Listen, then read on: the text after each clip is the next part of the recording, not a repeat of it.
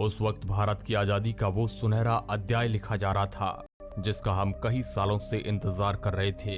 अंग्रेजी हुकूमत से आजाद होने की खुशी इतनी ज्यादा थी कि सब लोगों की आंखों में सिर्फ आने वाले आजाद भारत के वो सुनहरे पल नजर आ रहे थे जिसे पिछले कई सालों से अंग्रेजों ने अपनी कैद में कर रखे थे।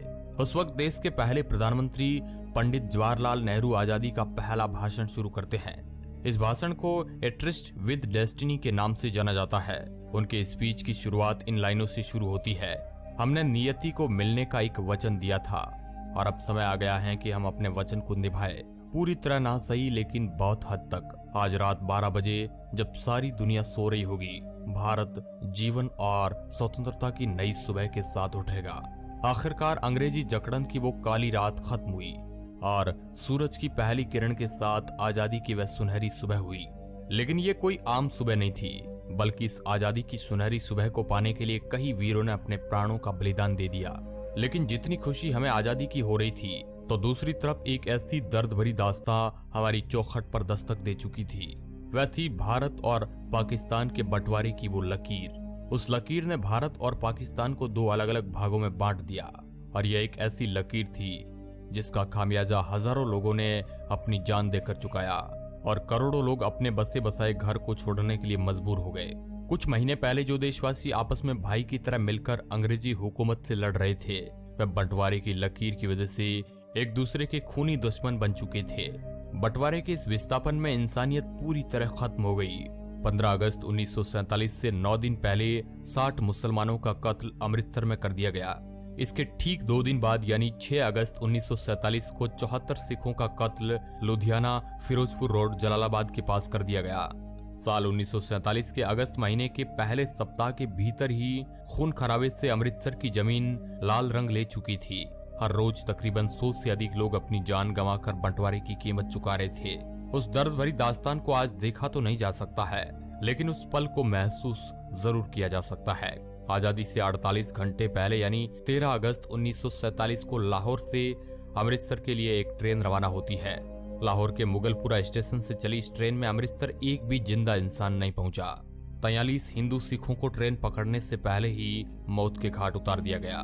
जब पंजाब बंटवारे की आग की लपटों में जल रहा था, उस वक्त दिल्ली रेलवे स्टेशन से पाकिस्तान स्पेशल ट्रेन पाकिस्तान के लिए रवाना होती है, जिसमें पाकिस्तान जाने वाले सरकारी अफसर, कर्मचारी और उनके परिवार मौजूद थे। पाकिस्तान स्पेशल को दिल्ली से शानदार विदा किया गया, मगर जैसे ही ये ट्रेन रेलवे स्टेशन पर पहुंची तो उसमें एक भी जिंदा इंसान नहीं था। हर तरफ खून से लाल हुई ये ट्रेन अपने साथ हुए हादसे को बयां कर रही थी। जहां भी नजर जाए वहां लाशों का ढेर लगा हुआ था। किसी के हाथ कटा हुआ था तो किसी के सिर। इन बेकसूर लोगों के खून से रंगी ट्रेन ये बताने के लिए काफी थी कि बंटवारा कितना दर्दनाक था। 15 अगस्त की शाम पाकिस्तान से जो ट्रेन आई अमृतसर के रेलवे स्टेशन पर, उस ट्रेन के अंदर सिर्फ और सिर्फ लाशें ही लाशें मौजूद थी और ट्रेन के आखिरी डिब्बे पर जो लिखा था उसे सब लोग देखकर हैरान रह गए। उस ट्रेन के आखिरी डिब्बे पर एक पर्चा छिपा था जिस पर लिखा था, पटेल और नेहरू के लिए आजादी का ये तोहफा है। इसके बाद दोनों तरफ से आने वाली ट्रेनों में लोगों को मारा जाने लगा, जिसमें कई बेकसूर लोग बलि चढ़ गए। हजारों लोगों को रातों रात अपना घर बार छोड़कर भारत की ओर पलायन करना पड़ा, जबकि भारत से भी कई हजारों लोगों को यहाँ से अपना घर बार छोड़कर पाकिस्तान की तरफ जाना पड़ा। कई बहन बेटियों की इज्जत लूट ली गई। सरहदों को आपस में जोड़ने वाली रेलगाड़ियां हजारों लोगों के लिए जिंदा ताबूत बन गई।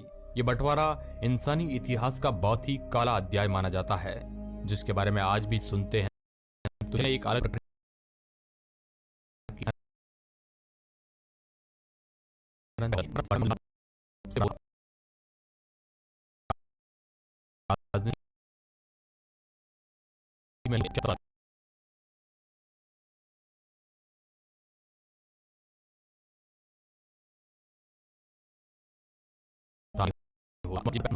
प्रधानमंत्री तो नहीं बन सकता हूँ, लेकिन पाकिस्तान का जरूर।